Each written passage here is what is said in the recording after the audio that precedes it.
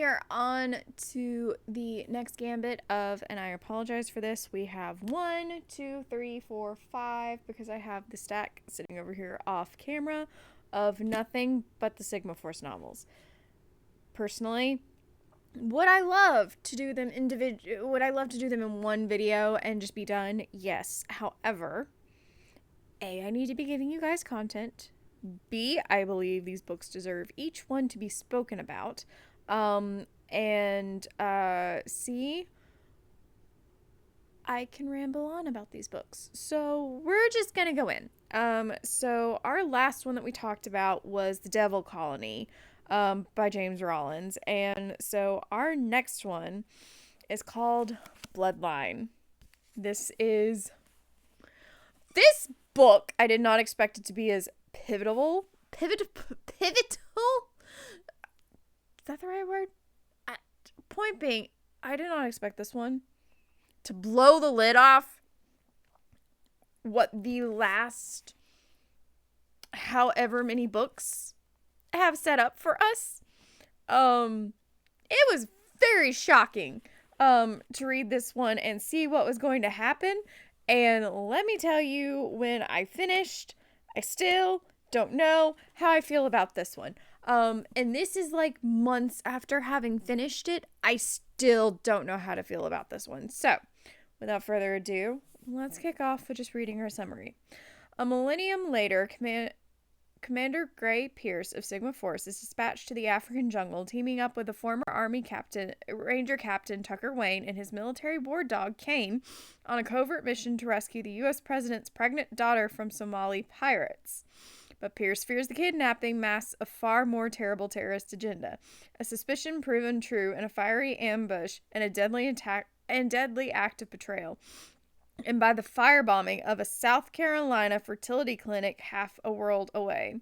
Suddenly, Gray Pierce and Sigma Force are in a frantic race to save an innocent unborn baby whose very existence raises questions about the nature of humanity. And behind it all is a deadly cabal that has been manipulating events from the shadows throughout history, and a devastating conspiracy rooted in human genetic code that Pierce must expose before it alters humanity forever.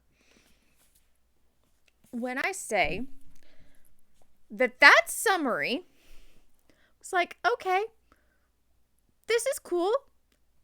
I did not know that this was going to blow certain theories out of the water, and then we were going to find out someone's certain heritage in this book. I'm still flabbergasted. I'm still reeling. I don't know how the hell we got here. I did not see the plot twist coming in this.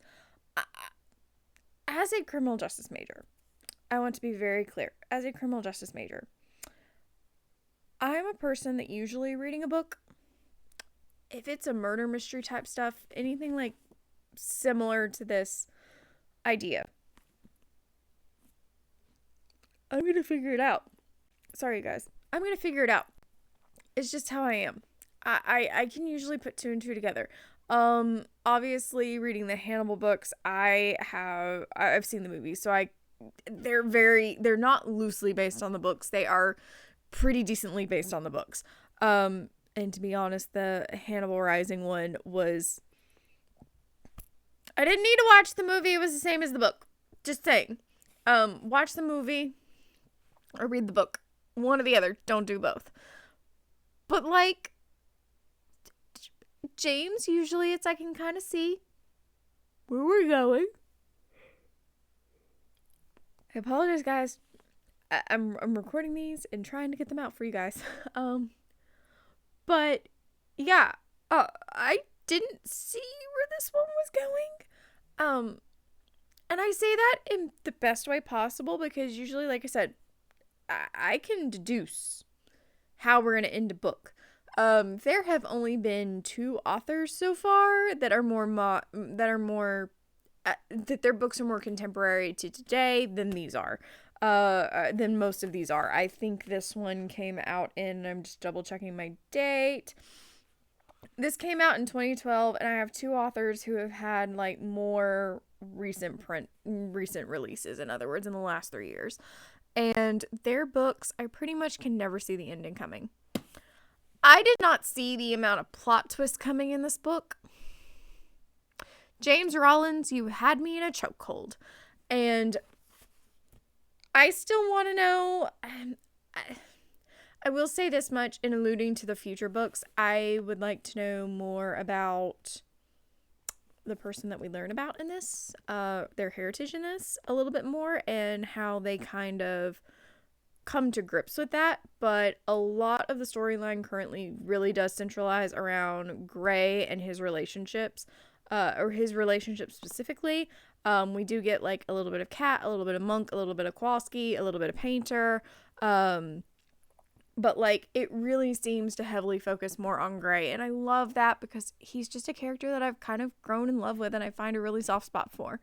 But there are some things that my critiques at this point and for the future books, and then I may be wrong because I'm only on book, this was, hang on, I need to double check for you guys. Let me double check because I had to just re-correct all of these because I had apparently knocked them all out of order. So this is book 8. I have only finished up to book 12, which is the 7th Plague, and we will be seeing that book review in this round of book reviews. It'll be the last one that publishes of the James Rollins books for now. But in the books that I have read so far since 8, so the 4 additional books past this, we haven't touched that. We haven't touched those bases yet. And I'd really like to see those bases touched. Just because I'm a person who's like, I want to see how this character is feeling about this and understand how they're feeling about it. It's just a personal thing. I like to get into the heads of all characters, but currently right now we are following Gray. And I thoroughly loved it. It was a delicious book to devour. No, the dog does not die in it. I know that is something that I'm very, very blatant that I always tell you guys. The dog does not die in this. So far, I think James has one of these things is that because he knows all of his readers love the books, there is no killing off the animals. At least that I've been able to put together.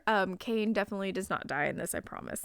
Honestly, I kind of fell in love with Kane as a dog character, and I'm like, I feel like any of my military OCs that I have floating around, and one of my friends knows the one in particular that I'm thinking of, she wants a dog now. She will not be talked out of this. But yeah, just really, this book literally like threw me for a loop. And then there's just stuff that goes into it that it's like, you have people who aren't deeply enrooted into, Sigma Force helping with the team because they've been brought in at some point in time for other reasons.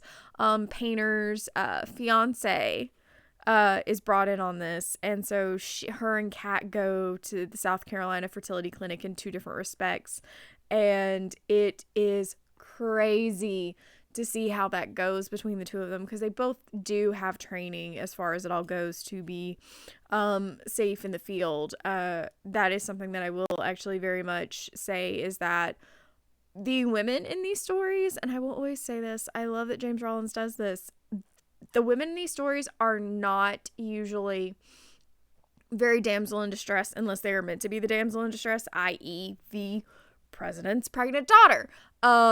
But Kat, I can't remember Painter's fiance's name right this second. I think it's Jane or something like that.